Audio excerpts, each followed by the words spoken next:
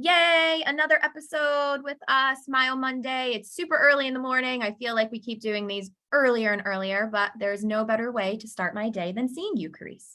Oh, that's so sweet. I heart you. I Oh, heard you right back.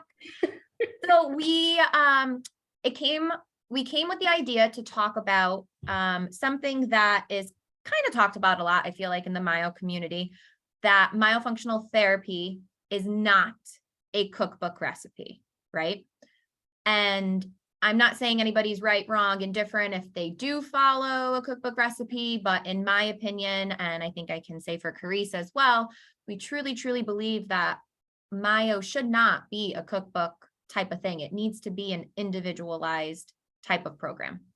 absolutely. Especially if we're walking around calling ourselves therapists, right? So if you're going to be a therapist, you have to be able to individually work with different people who are going to present differently because we're all different. Like no two people are really going to present exactly the same and with the same dysfunction. So if you're going to be a therapist, you have to be able to custom, treat anything that kind of comes through your door as Right. that professional.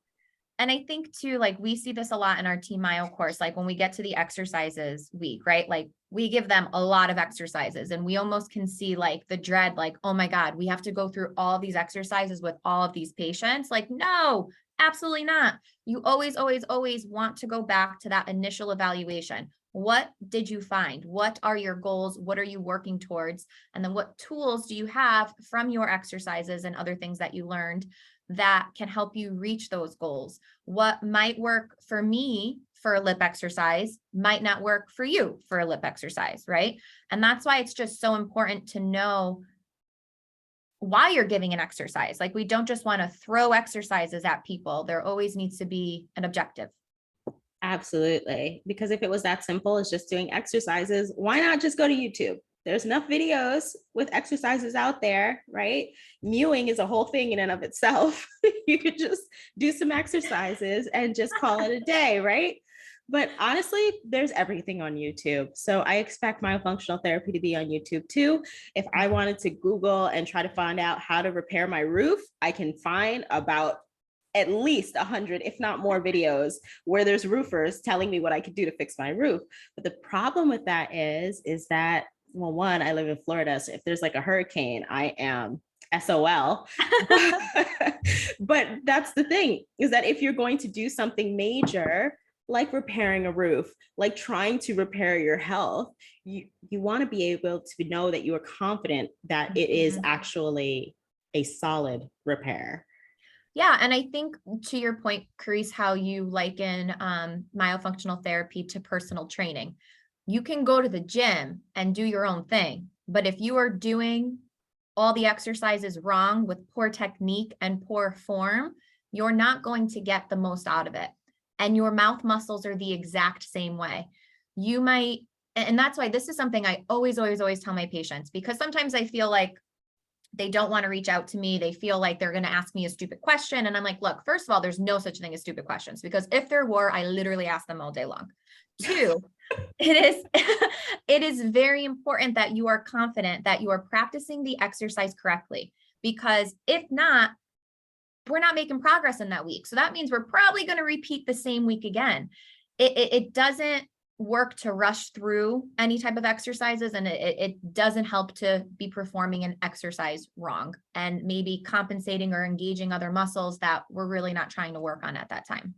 Yes, I don't know if it's just me or if you have the same experience, but sometimes the kids and typically little boys will like go through an exercise so fast. I'm like, you don't have to do it fast. You have to do it well. There's a Yeah. difference. Yep. Oh gosh, if I should get one of those little staple buttons that is like, slow down. I want you to do it turtle slow. Turtle slow. Let's do it together now.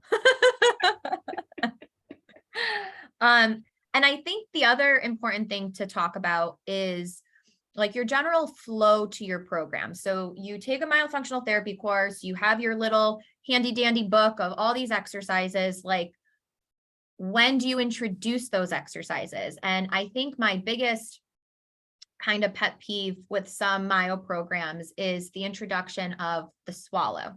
And in my opinion, again, nobody's right, wrong, and different. There's you can practice myo however you'd like to and introduce swallow at that first appointment if you want to. I know some people that do. However, I don't agree with that, especially if during that evaluation, your patient, when you tested them sipping water and that water pretty much just poured out of their mouth, that's almost mean, I feel like, to start introducing that swallow at that very first appointment. Very true. I mean, I think about it as like introducing multiplication to a kindergartner. There's so many steps that come before that. Like they don't know addition, they don't know subtraction, they can't even like count all the way up to 100. How are we introducing multiplication? So I think that it's really important, and we talk about this in our Team Myo course, to have an order of operations. Like what comes first? How are we supposed to gradually build on these skills? That way they can really effectively create neuromuscular repatterning. That's almost impossible to do by just introducing tasks when they're not ready for them.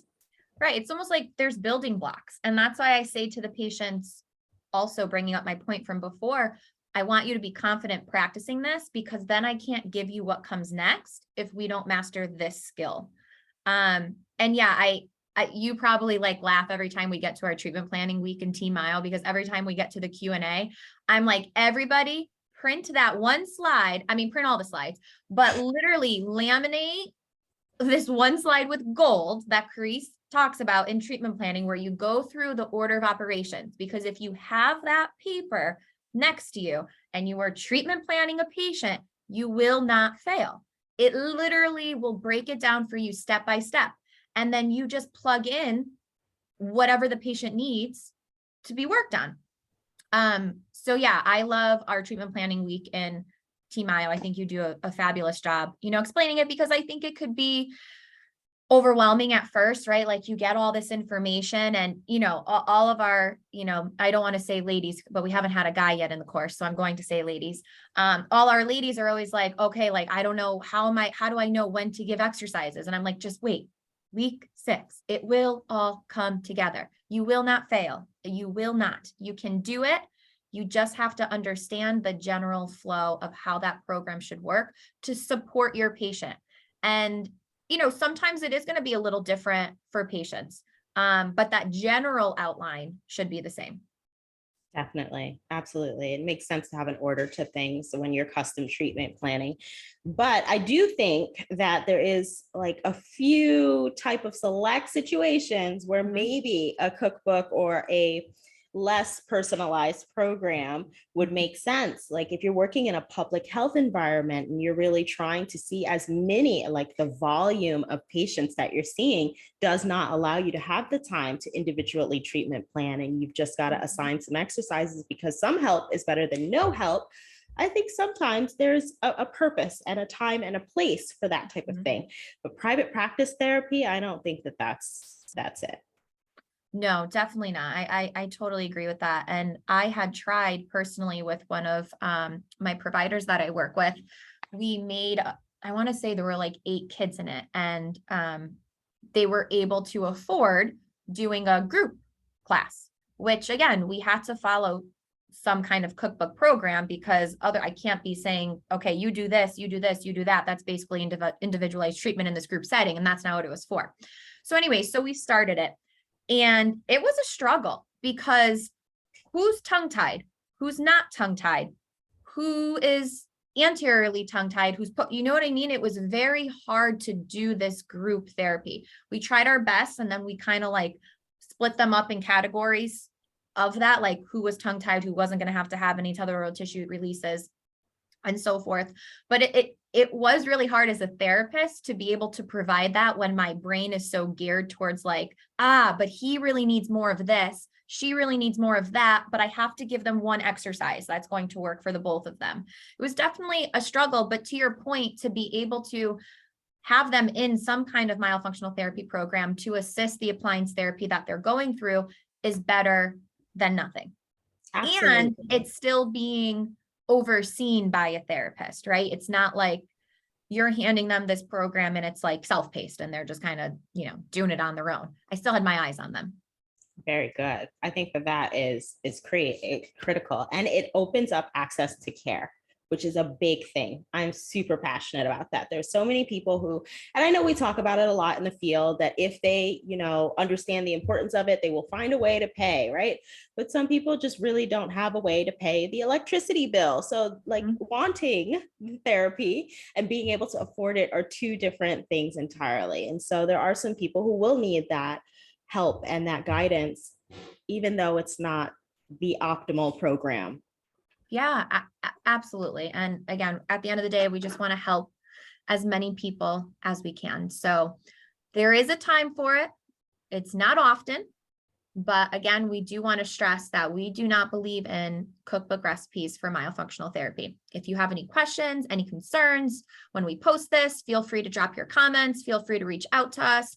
If you want to, learn a little bit more about our Team Myo program, definitely reach out to us. Because we really go into depth about this, and we want our graduates to feel confident in their treatment planning process, because that's what we hear the most from people. You leave a course and now you're on your own and you don't know where to start. Yeah. So. And unfortunately for our students, they become like family. And so they never get rid of us. And nope. If they get stuck, and very rarely do they get stuck because we leave them with a lot of support. But when they get stuck, we're there. 100%. Stuck with us forever. And ever. All right, everybody. This has been another great episode of MYO Monday. We look forward to next week. We hope you all have a wonderful day. Bye. Bye.